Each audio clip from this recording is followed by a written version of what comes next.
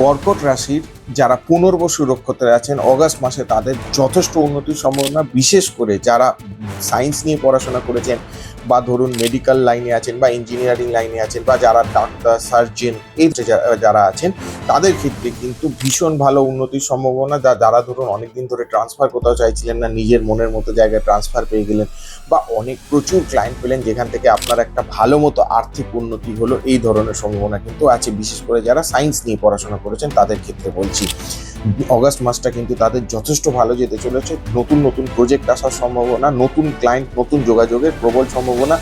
যারা বিবাহের জন্য পাত্র বা পাত্রী খুঁজছেন সেক্ষেত্রেও ভালো পাত্র বা পাত্রী বা প্রেমিক বা প্রেমিকারও পেয়ে যাওয়ার সম্ভাবনা থাকছে।